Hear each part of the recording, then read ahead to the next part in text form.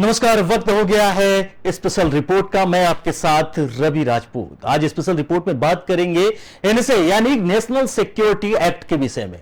आखिर ये है क्या और ये कानून का प्रयोग कब होता है और सरकार या आम लोग इस कानून को लगाने के बाद जो अपराधी होता है, जो कुल मिलाकर आरोपी होता है, इसके बाद उसमें अन्य कानून के मुताबिक इस कानून में क्या कुछ खास होता है कि जिससे सजाएं बढ़ती हैं। तमाम ऐसी चीजें एनएसए को लेकर आज हम आपके साथ जानकारी साझा करेंगे। हमारी कोशिश होगी कि आपको हम पूरी तरीके से एनएसए के विषय में बता सकें। वहीं राष्ट्र यानी कि नेशनल सिक्योरिटी एक्ट, जिसे हम एनएसए कहते हैं और इसे हम राष्ट्रीय सुरक्षा कानून भी कहते हैं, यानी इसमें हिरासत में अगर कोई व्यक्ति लिया जाता है तो अधिकतम 1 साल जेल में रखा जा सकता है। आइए इसके विषय में आपको बताते हैं कि आखिर ये इस कानून को कब बनाया गया और इसके पीछे का कारण क्या रहा। दरअसल राष्ट्रीय सुरक्षा अधिनियम 1980 देश की सुरक्षा के लिए सरकार को अधिक शक्ति देने से संबंधित एक कानून है। यह कानून केंद्र और राज्य सरकार को भी संदिग्ध नागरिक को हिरासत में लेने की शक्ति देता है। देश में कई प्रकार के कानून बनाए गए हैं। ये कानून अलग अलग स्थिति में लागू किए जाते हैं। इनमें से एक है रासुका यानी राष्ट्रीय सुरक्षा कानून। 23 सितंबर 1980 को इंदिरा गांधी की सरकार के दौरान इसे बनाया गया था। यह कानून देश की सुरक्षा प्रदान करने के लिए सरकार को अधिक शक्ति देने से संबंधित है। यह कानून केंद्र और राज्य सरकार को संदिग्ध व्यक्तियों को हिरासत में लेने की शक्ति देता है। देश में कई प्रकार के कानून बनाए गए हैं। ये कानून अलग अलग स्थिति में लागू किए जाते हैं। इनमें से एक है रासुका यानी राष्ट्रीय सुरक्षा कानून। 23 सितंबर 1980 को इंदिरा गांधी की सरकार के दौरान इसे बनाया गया था। यह कानून देश की सुरक्षा प्रदान करने के लिए सरकार को अधिक शक्ति देने से संबंधित है। यह कानून देश की सुरक्षा प्रदान करने के लिए सरकार को अधिक शक्ति देने के संबंध में बनाया गया। उसके बाद जब सरकार को यह लगता है कि कोई भी व्यक्ति जो देश के विरोध, समाज के विरोध में, यानी कि देश के हित में कोई कार्य ना किया जाए, तो इस कानून का सरकार बड़ी आसानी के साथ प्रयोग कर सकती है। यह कानून केंद्र और राज्य सरकार को संदिग्ध व्यक्तियों को हिरासत लेने का, अगर कोई व्यक्ति संदिग्ध लगता है, उस व्यक्ति को हिरासत लेने का अधिकार देता है।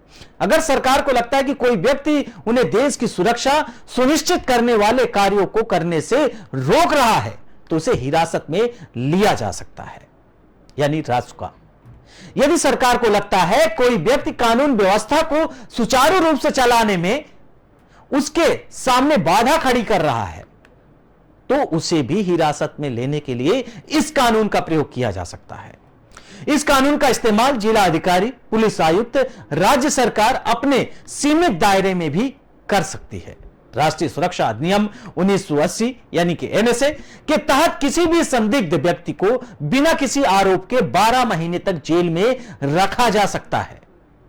यानी कि अगर कोई व्यक्ति है जिस पर कोई आरोप नहीं है, जिस पर कोई भी आरोप पुख्ता नहीं है, उसके बावजूद भी संदिग्ध अवस्था में एक व्यक्ति को 12 महीने जेल में रखने का यह कानून अधिकार देता है। राज्य सरकार को यह सूचित करने की आवश्यकता है कि एनएसए के तहत एक व्यक्ति को हिरासत में लिया गया है। यह सरकार को सुनिश्चित करना होगा कि जिस व्यक्ति को हमने हिरासत में लिया है उसे हम एनएसए के तहत हिरासत में लिए हैं, यानी राष्ट्रीय सुरक्षा कानून के तहत।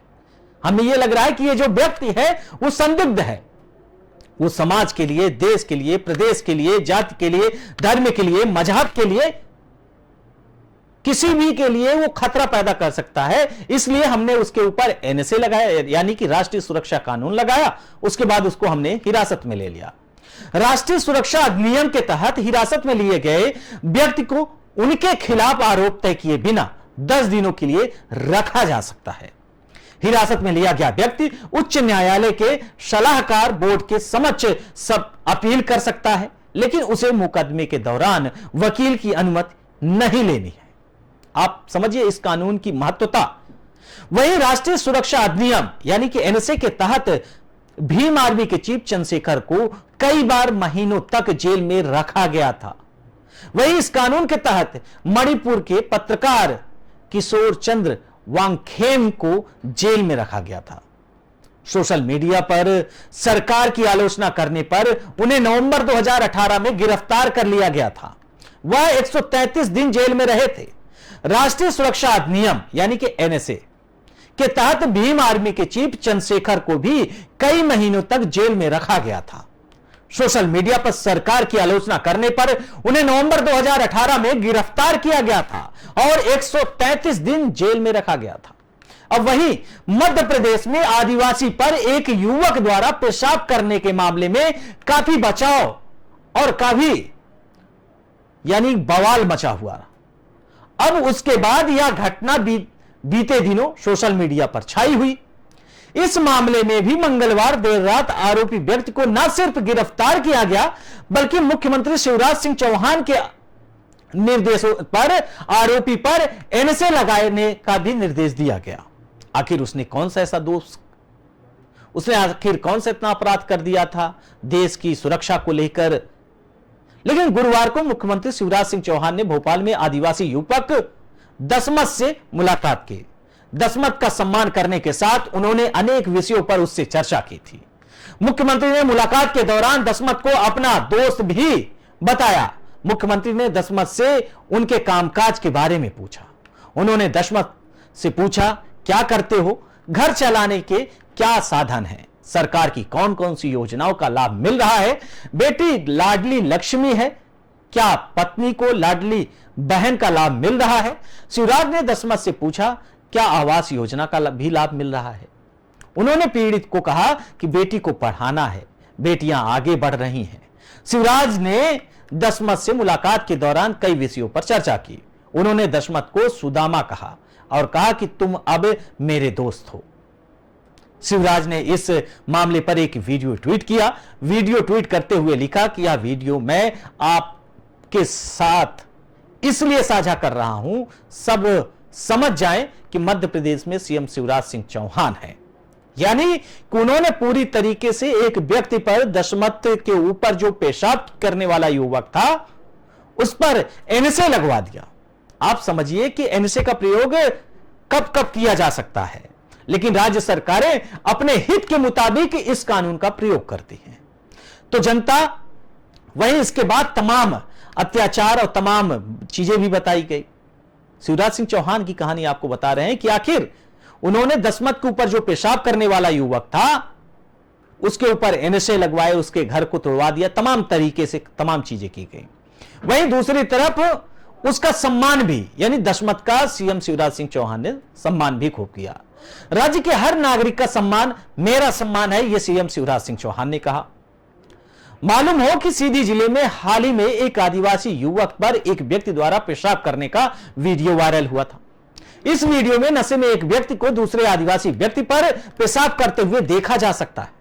वीडियो वायरल होने के बाद पुलिस ने मामले की जांच की।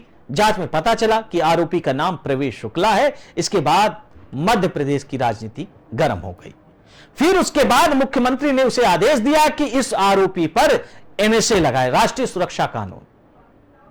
यानी कि राज्य सरकारें समय समय पर एनएसए का अपने हिसाब से इस्तेमाल करती हैं। लेकिन एनएसए का जो मतलब है राष्ट्रीय सुरक्षा कानून। राष्ट्र की सुरक्षा में बाधा पहुंचाने वाले किसी भी इंसान को राज्य सरकार या केंद्र सरकार अपने हिरासत में ले सकती है, पूरा प्रावधान यह है। लेकिन राज्य सरकारें या केंद्र सरकार अपने समय समय पर इस कानून का प्रयोग करती हैं। इस कानून के समय रहते बहुत सारी चीजें, बहुत कठोर नियम भी हैं और सजाएं भी हैं। हर सरकार अपने हिसाब से इस कानून का इस्तेमाल करती है। लेकिन आपको यह जानना होगा कि एनएसए अपने आप में कितना खतरनाक कानून है।